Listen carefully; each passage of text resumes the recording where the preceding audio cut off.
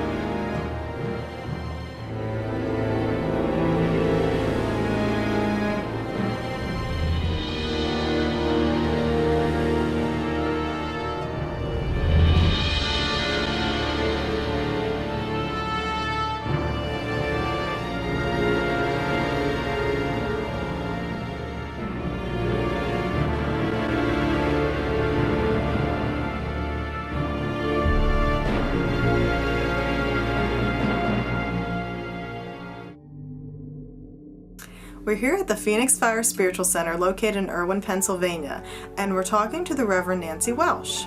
Reverend Nancy, we did approach you yesterday and we're hoping to get some comments after your session with Max. And Joe in particular, he noticed you were having kind of an emotional reaction and you did tell us you weren't quite ready. So we waited and here we are in your office 12 hours later, and we'd really like to hear how your session with Max went. I found Max to be very powerful, but very gentle at the same time. Not overwhelming in any sense, but when I put my hands on the side of Max's head, my right hand started vibrating like crazy, which told me there's a lot of energy flowing through there. And then when I put my third eye to his, it was like just being blown away. You know, it was a wonderful experience. And then after a while, I just sat back and just looked at Max, and I felt the energy start in my head, and like all kinds of things going on, all kinds of movement in my head, and then it worked on down through my whole body down to my feet, and I just felt like I was immersed in a pool of love. You know, I felt my heart chakra open, and I just felt so much love. What type of impact do you feel that the sessions with Max will have on your congregation? Really excited about it and really uplifted and energized, and I think maybe there's one person who said she didn't feel anything, but then she never does, you know. So, but everybody else was very impressed. So we're talking about having Max back again. Yesterday, the energy was good. I really felt that as I looked into the skull, that I was almost going to be drawn in. Which was a good thing. I mean, this wasn't like scary. This was almost like a communication. And how did this experience go for you? Did you feel it was more of a spiritual connection? Very spiritual, very peaceful.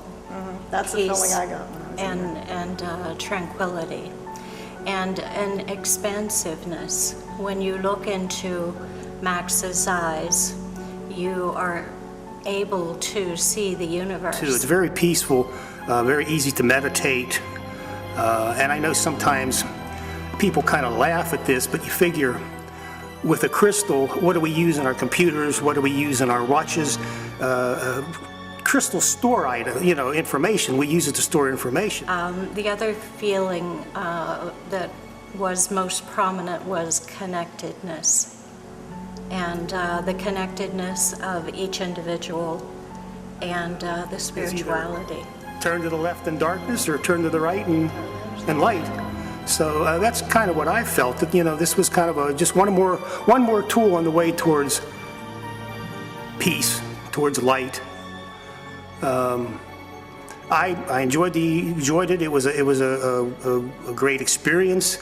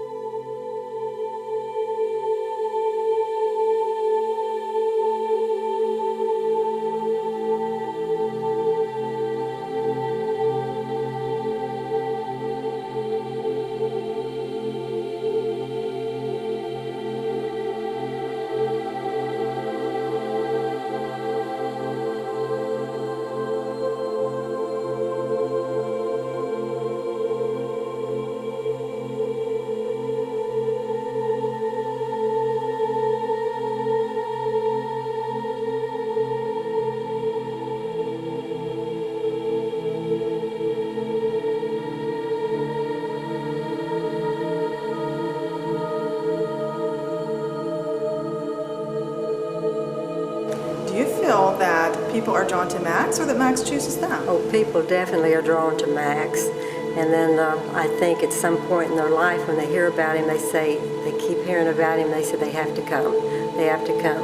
So it's like when you're sitting with Max, you've been there, they say it's like he's an old friend. I was raised an only child. And when you don't have something to compare something to, you don't know if you're psychic or spiritual or what you are, because this was a part of my life. I never had a crystal in my hand. I just had an open mind and a willingness to learn. They come to him because some of them, they are called by him. And they come for whatever they need at that point in their life, whether it's a physical healing, emotional healing, mental. All of this has to come together to heal the self. They say sometimes their spirit guides come in and that they have talked to their ancestors through that. Of course, crystal is very, very powerful and it works on energy, which we are. And then you may be hearing what's going on around you, but you're tapping into the subconscious, unconscious, and you're pulling things forward, such as images, sounds, color. It doesn't happen all the time. This is a hit and miss. But yes, he is really a different crystal and created very, very differently. What you have just witnessed are but a handful of the personal experiences of people having their own private session with this mystical artifact known as Max, the Crystal Skull. These on-location accounts were an expansion of the interview we did with Joanne, who is the caretaker of Max, who originally appeared in Visions magazine. We knew his history. We now know what a profound impact Max the Crystal Skull has had on so many lives. This story is not over yet. We called in an expert, demonologist John Zaffis. He is the bloodline to Ed and Lorraine Warren, the original investigators of the Amityville Horror. John Zaffis gives us his input on what strange powers he feels the Crystal Skull may have. Paranormal Quest will return after this.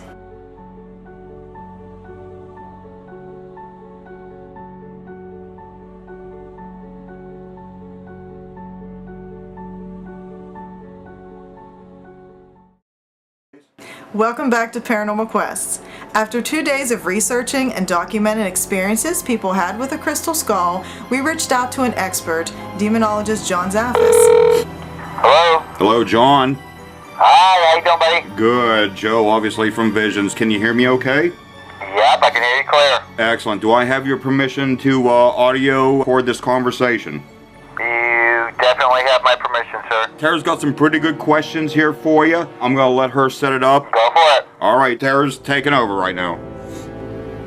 John, you've been running your paranormal museum in Connecticut for a number of years now, and this contains items basically that have been exposed to the paranormal. These type of items have been basically a central part of investigations you've done. Now we want to ask you today, are you familiar with the legend of the Crystal Skull, and what would your experience be? I'm very familiar with the crystal skulls. It's something that has fascinated me for many, many years. I mean, we know quartz crystal holds energy. We know it definitely conducts it. And, you know, seeing all the documentaries and the different things that intertwined with it, it's something I've been very fascinated with. A few years back, I had an opportunity to be around one of the crystal skulls. And the energy that exhumes from these particular skulls is quite amazing. But what I was even more intrigued about, there were a tremendous amount of people going through this conference that were over near the skull and they were able to touch it. And I was very intrigued by all this. So as these people were coming by the different vendors and different things, I was talking to them and asked them what they felt, or, you know, if anything was happening with them as they were near the crystal skull. A lot of people tell me that they felt a tremendous amount of energy. They were able to actually feel an energy and they would touch it and it would go right through them. As far as, you know, trying to comprehend and understand so many of the legends and the theories and the different things, but from a scientific approach, whether it's myth or legend or whether there's truth or not, some of the intriguing stories that encompass all the different skulls that are out there. Now, John, what I'd like to do is actually go into some detail and explain to you what I experienced when I was in my meditation session with Max the Crystal Skull. Okay, so you sit down, I'm facing Max, I take off my glasses, I'm placing my hands on each side of Max's head. Okay, closing my eyes. The meditation state took about 3 or 4 minutes. So first thing I feel is just my hands on a cold rock until about 3 or 4 minutes. Then things start to happen. First thing I see is this really light pink light. Okay, that's the first thing that was coming through. But along with that pink light, I'm actually feeling emotions. You know, like a very, very peaceful feeling has come over me. Just washing over me. Feels really good. And then after a while of seeing that light, then this very tingly current of energy goes through both arms, through my chest and heart chakra area. That was kind of a surprise, okay? So then, the next thing that happened, more toward the end of the session, I'm seeing this very light purple light. Okay, at the very, very end, my right hand gets like a lot of heat built up in it, okay? And then afterward, I'm realizing, oh, my hand was near, Max's matrix, that's his major energy center. And that's where all the heat was built up in my right hand. So then, doing further research, I'm thinking, okay, I'm seeing pink, I'm seeing violet, okay? Pink is basically a color of love and compassion. And then purple, that is your crown chakra color. That is a very spiritual color that I'm seeing. And so, these colors did match the feelings that came along with them. So basically just wanting your input and your comments on my experience. Oh, yeah, definitely, Tara, comment on that, because here again, I believe very strongly it's an energy source. When you study a lot of the different things, you know that you can associate the energy, and there are charts that tell you what the different colors represent. Is it a good possibility that Max was, sending you that very warm sensation and letting you know that, you were comforted, you were cared about, intertwining within the spiritual world? There's no doubt in my mind the way you can interpret these things from being around them and understanding the way people look at the colors when dealing with any of the energy means that you're a very spiritual person within, that you believe very strongly in the power of your spirituality, no matter what direction it is and what you do, but you believe in that positive force. That tells me that you had one heck of a session with Max. The skull, I don't want to confuse stories either. It was given to them due to one of the children being ill. This Lama Norbu, and he was a Tibetan trained healer, and she worked for him. She ended up getting that skull, but it sounds like the Lama worked with the daughter and did extend her life. He entrusted Joanne with that skull, which is pretty, special that he gave it to her. Now Max is really getting around, so it's a pretty neat story. What a fascinating piece of history to unravel. Some of the unique stories, whether myth or legend or truth, are intriguing on some of the locations and places that they found some of these different skulls. It's a part of, our history. Will we ever have the actual scientific proof on how these were created? Where did they come from? How many thousands of years old they really are? I don't know if we'll ever actually have that or not, but boy, oh boy, I sit back with bated breath hoping someday we will know. Looking at that footage, I thought that was basically Max's story right there. We did the pre-interview for visionsmagazineonline.com. This was part 2. We have it covered. Lo and behold, something happened. Tara found something over my shoulder when I was editing, 21 days into editing this film. She found something that I didn't know I had shot 3 weeks ago when we did our one-on-one with Max. It is that amazing. It is that once-in-a-lifetime shot, that holy grail, and I think we have some. Strange as it may be, we may have actual paranormal evidence of Max's powers. More on this when we return to Paranormal Quest.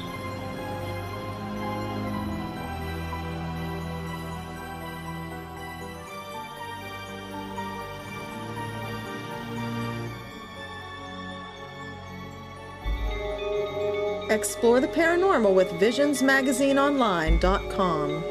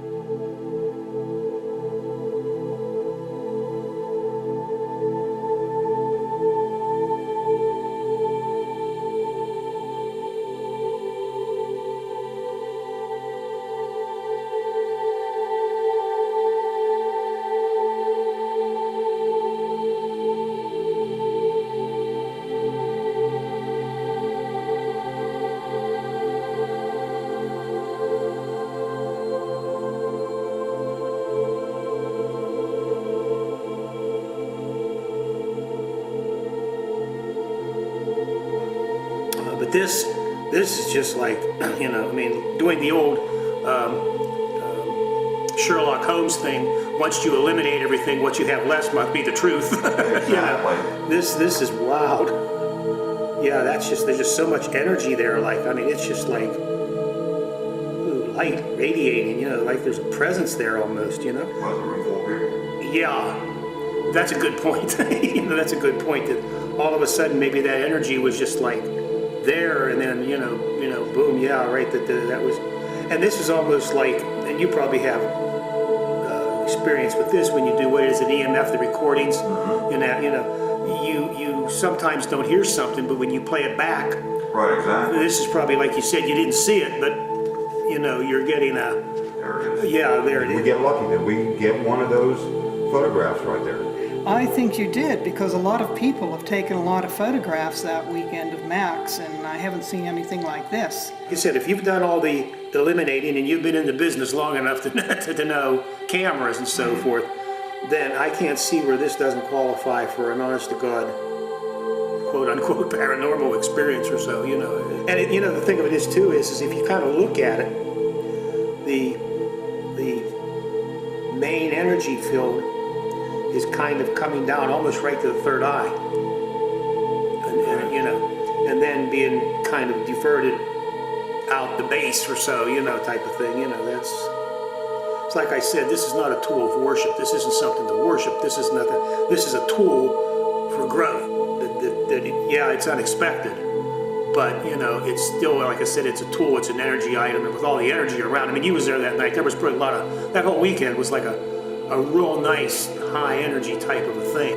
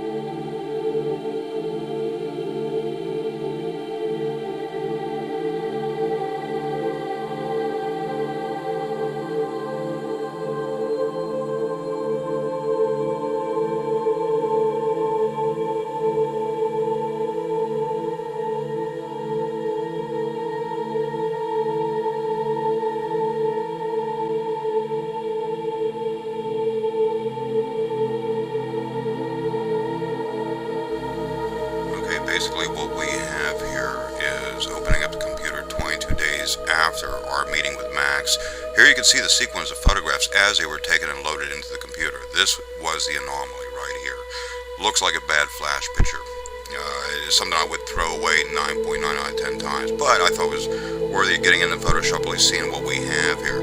What I'm going to do here is just alter the contrast. It's going to separate light from dark, give us a greater expanse, providing more contrast between the light and dark zones. We start seeing an image form on here, from ghost image to we actually see Max, and what is actually quite unbelievable when you look right below Max, who is sitting on the pedestal. He hasn't been moved in all of these sequences of photographs. He has never been moved during this closing ceremony. We look up here right around Max's third eye that Jim pointed out earlier. Again, the detail in this. Let's look at this close up here. You can see individual, these are not together, these are individual little spliced images emanating from this huge energy field right above Max, which looks very skull-like in and of itself. Look down here. We're looking down here at the base of Max. This basically looks like a rib cage. It looks like human anatomy. There is no other description for it. This is not blurred. You can see distinct patterns, just like an X-ray, of a spine. Just looking at the energy that Max, this is more of a confirmation per se, that Max actually has something within itself. But some of the things I've found and experienced, it's kind of interesting that when you get back and you look at things, sometimes you don't realize that you actually have something, and then all of a sudden you get something like this, something amazing like experience that just so happens that we had to be the right place at the right time, and we got the right shot at the right time. And that's kind of what this paranormal quest is, being at the right place at the right time.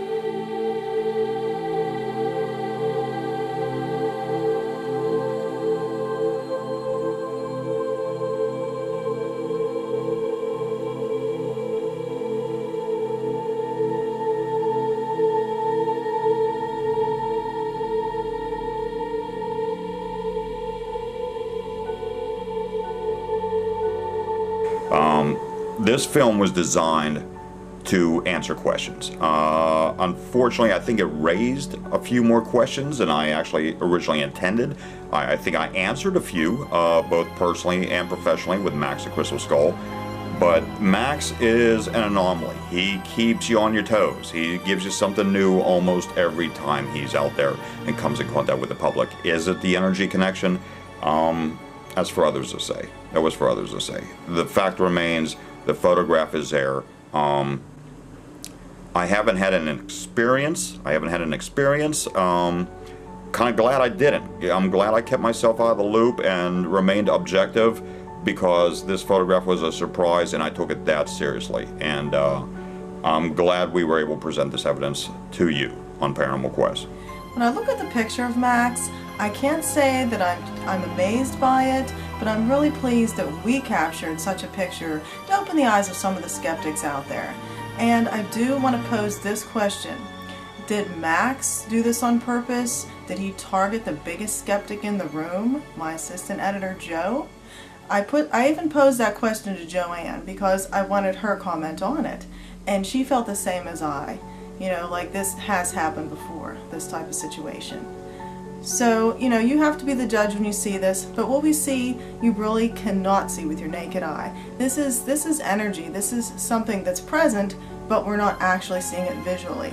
But the camera did capture it, and it's there for all to see. Thank you for joining us on this very special episode of Paranormal Quests.